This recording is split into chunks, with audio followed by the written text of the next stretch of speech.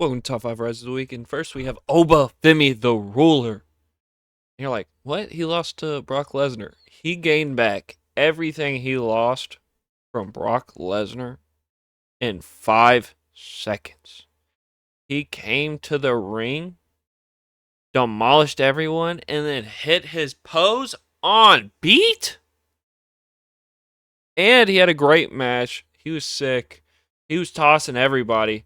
He overtossed Tala Tonga. He overlaunched him over the table. I was like, that's crazy. He launched Solo Sikoa. He ran, bam, Carmelo Hayes. He did awesome. He didn't lose much aura. He ain't lose much, but he gained it all right back instantly. And that's the ruler. I don't think he's going to win King of the Ring, but I'm interested to see how he loses. It's probably just Brock Lesnar, but we shall see. And next we have Julia. That Italy crowd went crazy for Julia. She looked probably better than I have seen her in the past year. She felt like she was fighting with a purpose. She was hard hitting. She should be on Raw permanently because she just fits there. She just fits there. The hair being down looked great. I mean, she just looked fantastic in this showing. And then the crowd was in love with her. It was a fantastic showing for Julia. It was just fantastic. I thought she did great. I thought she did absolutely fantastic. Um, yeah, the only thing I was upset about is her taking the pin. That was literally it. I thought she did fantastic. Her strike exchange with Roxanne was sick. Uh, yeah, she was awesome, and it adds so much just having a crowd reaction, and her being having such a crowd reaction was awesome. And I think that moment just meant a lot to her. I just wish she could have won there. Honestly, that's the only issue I have with that. But she did awesome. Shout out Julia. And next we have Rhea Ripley and Jade Cargill. And you're like, what? These two have shocked me tremendously. Tremendously. If you would have asked me about pre WrestleMania if I thought they'd have good chemistry, I would have told you no. But they have great chemistry. They did better than Cody and Gunther did at Clash in Italy, which is crazy. This isn't that crazy, but when you have, yeah, I mean those two are top dogs.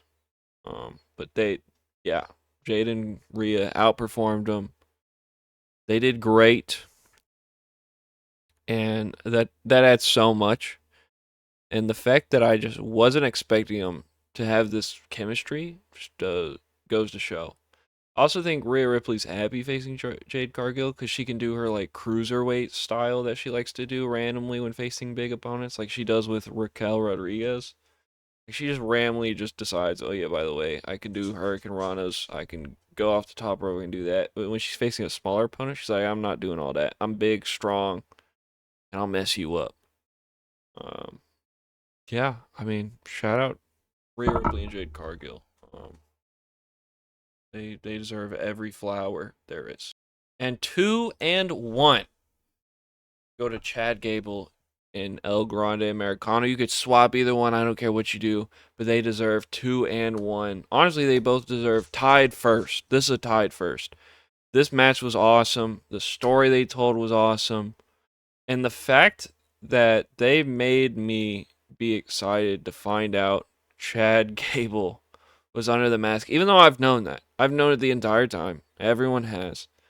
But them just revealing it was awesome. The crowd was red hot. Everyone was cheering. That they did an over the head shot of El Grande, and I was like, oh, there's a few empty seats. And then you look closer, and it's because everyone in those seats are pushed up to the guardrail to try and get close to El Grande. I mean, it was electric. El Grande Americano was sick. Chad Gable did awesome. Also, shout out them giving him a kayfabe middle name. This was awesome. This was an absolute awesome performance.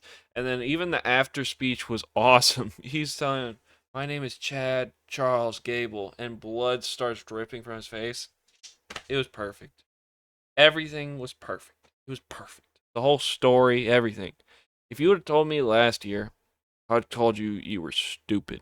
I told you you were dumb. I was like, Chad Gable deserves so much more than this. But this was absolutely awesome. This was incredible. I've watched this match twice. I loved the style of this match. It's a simple style of just having Chad Gable pretty much dominate for most of the match, but El Grande Americano being the hero of the people. You could see moments where he's just reaching out to his people, and then the moment where his girlfriend came out and she's like, "Don't Pat, don't lose, come on!" He gets riled up. I mean, it was just perfect. It was perfect, perfect, down to the last minute detail. It was absolutely great. It was a great match. If you have not seen it, go check it out. It is on YouTube. I watched it on YouTube. I watched it on Netflix. I loved every single second of every single thing. This was electric. This was awesome. It got the heat it needed. It got the reaction it needed.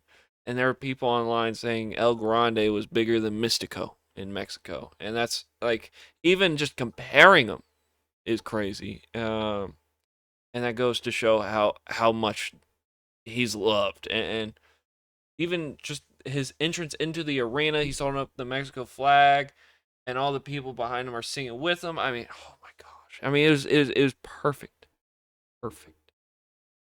The heroic kickouts, the style, it's just absolutely a great match, and they both delivered. And then you'll get online and be like, well, Chad carried a lot of the match. Well, that was the design. That's what they wanted you to see. They wanted you to see that, and I'm excited for El Grande to win the AAA Mega Championship. I think the crowd's gonna go even. I don't know about crazier, but it's gonna go crazy. I'm so excited. I This is gonna be a great show. This was a fantastic match though.